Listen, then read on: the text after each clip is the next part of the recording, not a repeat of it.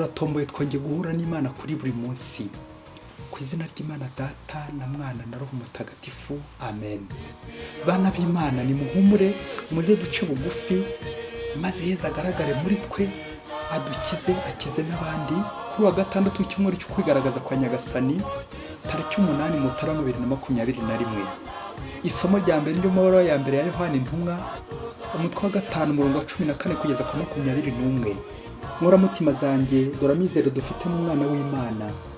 Nitugira icyo tumusaba gihuje no gushaka kwe, azatwumva.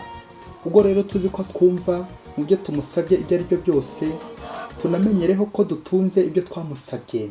Niba umuntu abonye umuvandimwe akora icyaha, ariko icyaha kitajyana mu rupfu, namusabire maze Imana imuhe ubugingo. Niba koko icyo cyaha yakoze kitajyana mu rupfu, habaho icyaha kijyana mu rupfu. Uwakoze icyo se mvuze ko mugomba gusabira. Ubugome bwose ni icyaha, ariko icyaha kibonetse cyose ntikijyana mu rupfu. Tuzi ko umuntu wese wabyawe n'Imana atongera gucumura ukundi, ahubwo umwana w'Imana aramurinda, maze Sekibi ntamugireho ububasha. Tuzi ko turi abana b'Imana, nawe isi yose ikagengwa na Sekibi.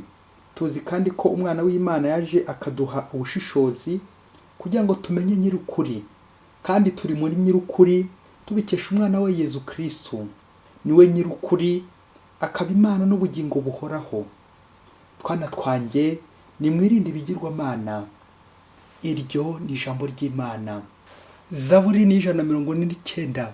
Uhoraho ashimishwa n'umuryango we. Nimuririmbire Uhoraho indirimbo nshya, mumusingirize mu ikoraniro ry'abayoboke be. Israheli niyishimire uwayiremye, abahungu b'i Siyoni bahimbazwe n'ibirori, bakorera umwami wabo. Nibasinye izina ry'abahamiriza, bamuvugiriza ingoma n'inanga, kuko Uhoraho ashimishwa n'umuryango we, ab'intamenyekana akabahaza umukiro. Abayoboke be nibahimbazwe no kumukuza, ndetse bavugiriza impundu no ku mariri yabo, bakore mu gahogo barata Imana. Ngiryo ishema ry'abayoboke b'Imana. Uhoraho ashimishwa n'umuryango we. Nyagasani Yezu nabane namwe. Amagambo mu Ivanjili ntagatifu ko yanditswe na Yohani, umutwe wa 3 umurongo 22 kugeza kwa 30. Muri icyo gihe Yezu ajyana n'abigishwa be mu gihugu cya Yudeya, agumayo nabo kandi arabatiza. Yohani nawe batirizaga ahitwa Enoni hafi ya Salimu, kuko hari amazi menshi, abantu bakaza kuhabatirizwa. Icyo gihe Yohani yari atarafungwa. Nuko abigishwa ba Yohani bajya impaka n'Abayahudi, bapfa umuhango wo kwiyuhagira. Basanga Yohani baramubwira bati, mwigisha, wa muntu mwari kumwe hakurya ya Yorodani, ugatanga ubuhamya bumwerekeyeho, dore nawe arabatiza, kandi bose baramusanga. Yohani arabasubiza ati, nta muntu ugira icyo atunga atagihawe no mu ijuru. Niwe ntanzeho abagabo kuko navuze ko ntari Kristo, ahubwo ko natumwe kumuteguriza. Umukwe niwe nyir'umugeni, nawe umuherekeza w'umukwe aba iruhande rwe, akamutega amatwi, agahimbazwa no kumva ijwi rye. Ngibi ibyishimo bisabye. Koko niwe ugomba gukura, naho njye ngaca bugufi. Iyo ni Ivanjili ntagatifu. Koko niwe ugomba gukura, naho njye ngaca bugufi.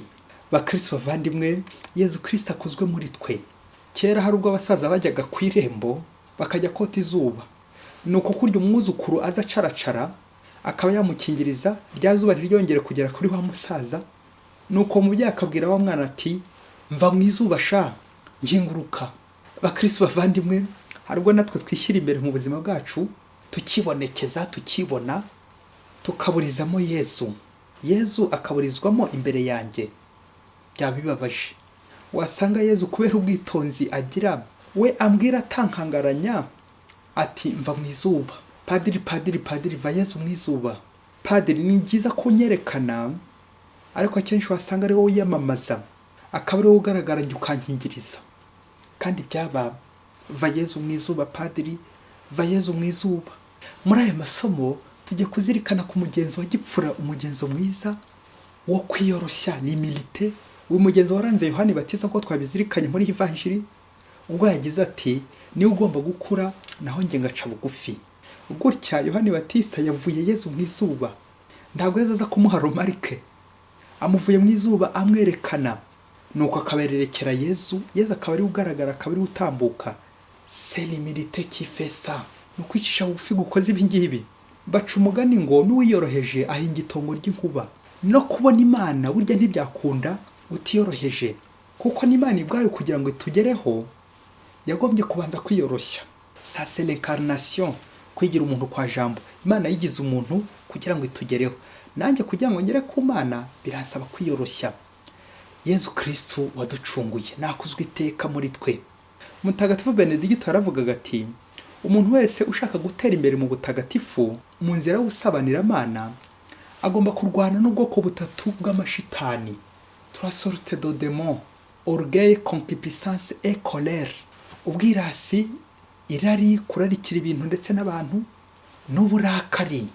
Izi shitani ko ari eshatu ziba zirekeje ko ducikwa, ubundi zikadusama zigatwishimaho yewe. Ariko ikaze cyane irenze imbi ubushitani twayita shitani w'ingore ni ubwirasi, l'orgueil, kuko yigaragaza henshi en toute forme de péché. Ni naho muzi w'ibyaha, niwe shefu w'abashefu, dans les péchés capitaux. Ubwirasi, ubwibone, kwiyemera, kwikuza, kwibonekeza n'ibindi n'ibindi. Yohani we mu isomo rya mbere ry'uyu munsi aratuburira kureka ibyaha tukarwanya shitani, ubwo yagize ati, twana twanjye nitwirinde ibigirwamana. Amen. Ibigirwamana ababyeyi, tukirinda ikigirwamana bwirasi, bwibone, cya kigirwamana bwirasi kiri iwanjye, kiri ku marembo yanjye, kigiye kumaraho abana, kigiye kumaraho ibintu. Kwibonekeza, kwibona, kwirata, ngashaka ko ari njye buri gihe hagaragara, buri gihe ninjye uri mukuri, ninjye watsinda. L'enfer c'est les autres, abandi niwe kibazo, nibo bambihiriza, njye mpora ndi umwere. Mbega iki gihe naba ngeze kure. Igishimisha Imana burya ntabwo ari uko tuyibona, ahubwo igishimisha Imana ni uko yo itubona. Naho twebwe tujya twibeshya, iyo twihaye kwibona, nanjye kuvuga kwibonekeza, burya nitwe tubihomberamo, nitwe tubivunikiramo. Nk'uko no mu muririmbyi wa Zaburi yateruye agira ati, uhora ashimishwa n'umuryango we. Amen. Imana ishimishwa n'uko yambonye. Nguko kwirinda kwishimisha njyewe ubwanjye, ahubwo nkareka Imana ikagira gute, ikanshima. Nibyo bifite agaciro burya n'ireme. Mu ivanjiri ya none turumva Yezu ari kubatiza na Yohana akabatiza, umwe ari ku ruhande undi ari ku rundi. Muri ivanjiri biragaragara ko abigishwa ba Yohani bari bamukomeyeho pe, kuko Yohani nyine yari intumwa y'Imana koko kandi banamukunda. Basa naho bageze ishyari ko umwigisha wabo atakaje agaciro imbere y'undi, mbese mu mvugo y'iki gihe ni nk'aho aciwe amazi. Gusa ntago bari bamenya ko umurimo cyangwa ubutumwa bwa Yohani ari ugutegurira umukwe Yezu Kristo, nk'uko yabyivugiye Yohani. Kandi nyine muco w'Abayahudi inshuti y'umukwe yari ifite umwanya w'ibanze n'uw'icyubahiro, yateguraga ubukwe neza, igakomeza ikurikirana ubukwe no ku munsi w'ibirori kugeza ubwo umukwe abonanye n'umugeni. Iyi nshuti rero umurimo wayo ukaburangiriye aha ngaha. None nabyo Yohani yibukije abigishwa be ko atari we mukwe, ahubwo Yezu niwe mukwe, niwe nyir'umugeni, niwe nyiri kubatiza. Abandi bose bamuhagarariye burya. Yezu niwe ukora, abandi bakamuhagararira. Mu gihe Yohani ko tujya tubyumva mu evanjiri abigishwa babiri bamuvuyeho bagasanga Yezu, abatabizi ngo Yohani atakaje agaciro, ngo bamuvuyeho, ngo atakaje icyubahiro. Ariko kuri Yohani ni ibyishimo bikomeye, kuko nyine ari gusohoza ibintu kwa nyirabyo. Nyirabyo wabimubikije.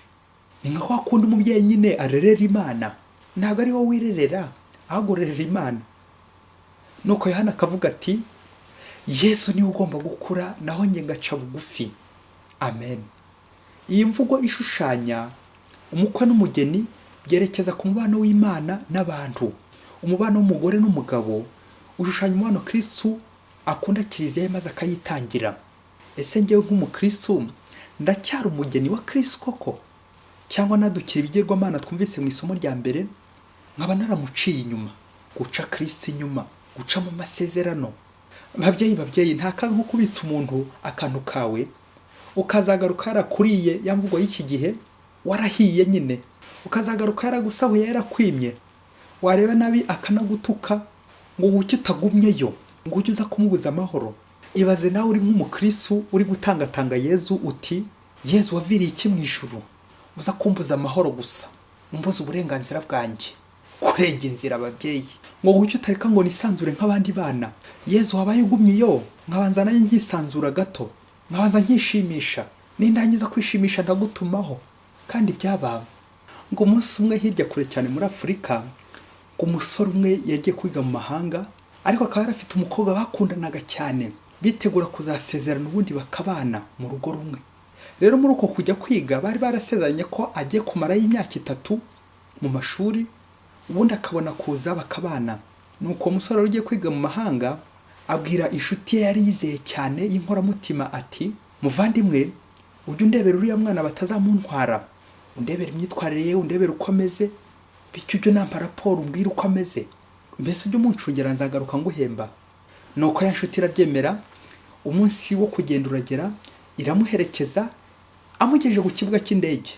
Wa musore amaze kurira indege agiye mu masomo ku mafunzo, undi nawe ahita afatiraho atangira guteretaho umukobwa, kwigererayo. Wagize se ngo nyuma y'umwaka umwe gusa, nako nyuma y'amezi make ntibahise bakora ubukwe bombi? Undi ahindukiye ngo azanye diplome nziza, ngo aje gushyingirwa, asanga inshuti yaramukoranye kera na wa musheri we babana, babyaranye rimwe gusa, n'inda yindi irimo. kandi babyeyi, mbega inshuti ziraha. Ese musore, uhuye n'inshuti yawe ngiyi, wabikije amabanga yawe yose, ikakwiba cyangwa ikakuvamo, wabigenza ute? Uri uyu mukobwa ukabona sheri wawe wa mbere mutegeze munashwana, atarigeze aguhemukira, ahubwo wowe ukaba ari wo muhemukira, wabigenza ute ubonye agarutse? Uri inshuti gito wakora iki? Wa mugani w'ikilatini ugira uti, amicus certus in re incerta cernitur, on distingue l'ami sincère dans les situations difficiles. Inshuti nyanshuti uyimenya mu bihe bikomeye, mu byago aho rukomeye, hahandi ujya ku mafunzo ukajya kwiga uzi ko hari umuntu usize ku rugo, ayinya wagaruka ugasanga ari umuntu muva nyine yarajabuye yarigendeye. Bakristo bavandimwe, ntawe ukora kuri Kristo ukorakora, ibiganza byakoze kuri Yesu ntibikorakora. Ese koko mu Kristo igihe wagize ikibazo kirari, aho nawe ntushobora guhemukira inshuti yawe, ukawahemukira uwo mwashakanye, ukabamuca inyuma?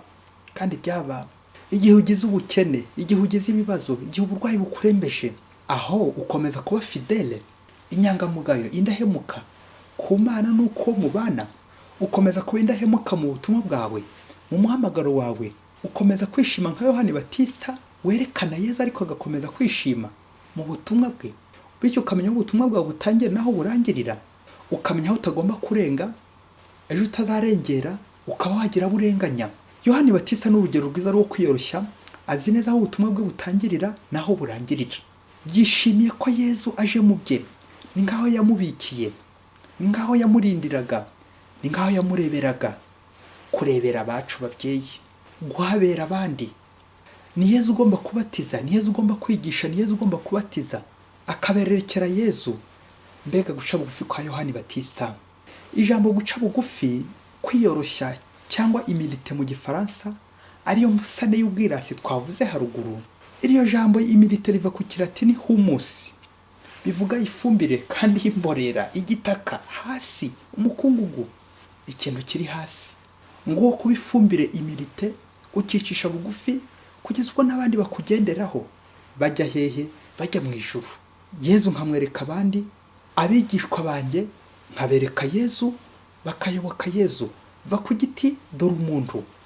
Umuhanga yaravuze ati, hari ingero ebyiri zo kwicisha bugufi: humiliation, kwemera igisebo no kwishimira igisebo. Ingero ya mbere, kwemera guseba, ngo kwakira igisebo, nta kwiyemera ngo njye sinshobora guseba, umuryango wacu ngo nabadaseba. Waba warabuye ugakora amafuti ryaguye, ukaba wagusha abandi mu cyaha, guca bugufi ngo upfuka musaba imbabazi, abo ukamenamwe ibifaranga bitubutse, uhishahisha ayo makosa, ayo mafuti, ngo hato utaza guseba, ugakomeza kungikanya ibyaha mu bindi. Uko no gukingiriza Yesu muvandimwe. Va Yesu mu izuba, ugatangira utubwo se hagize abakristo bamenya ko nakoze ibiwe, ko ari njye wakoze aya mahano n'aya marorerwa, kandi nduwindani mu idini nicara ku ruhimbi imbere. Ubwo ngaho ukatangira ukamenagura uruho rw'amafaranga, gutwikirize bya byaha, nyamara ujye uzirikana ko ntawe ucana ngo ahishure umwotsi. Va Yesu mu izuba. Ingero ya kabiri ni ukwishimira igisebo. Bakurenganyije kandi yewe ukabona afite n'ingingo za kurenganura, ukageraho wicecekera, ukabihorera. bakavuga ukabyima amatwi, ndetse rimwe ukabyishimira nka Yohani Batista, ngizi impaka zari zimuri imbere. Ese wowe wakira gute les échecs, ibisebo? Uzacunge mu buzima busanzwe, burya umuntu w'umwere ntabona n'amagambo yo kwiregura, yo kugaragaza akarengane ke. Yayabona gute se kandi nyine abanyamaboko baba bari kumutsindagira? Ariko burya kimwe mu bimenyetso by'umubeshyi ni ukwisobanura cyane, acura ikindahiro sinakubwira. Kandi igitangaje kandi kibabaje, nta nubwo abona ibimenyetso kandi bifatika, ariko by'amahugu kandi bikemerwa. Nyamara amaherezo ukuri kuzatsinda. Muvandimwe wowe, wakira ute ibitagenze neza mu buzima bwawe? Les échecs, gutsindwa, ikimwaro, abagusuzuguye ngo bansuzuguye we, banshiriyeho we, abakubeshyeye, abakurenganyije, abakuvuze nabi ngo bamvuze, wasanga ubishyura. Ese uratuza cyangwa urabihimura? Urabatuka? Wirwanaho ute rero? Wasanga ushobora kubikiza, ukaba wabacira ishyanga bitewe n'uko barusha amaboko, ukabatorongeza, ukabashumurira impyisi ngo bamenye ibyawe, ngo bamenye amafuti yawe, ngo ejo bazayatonda, ngo baramvumbuye we.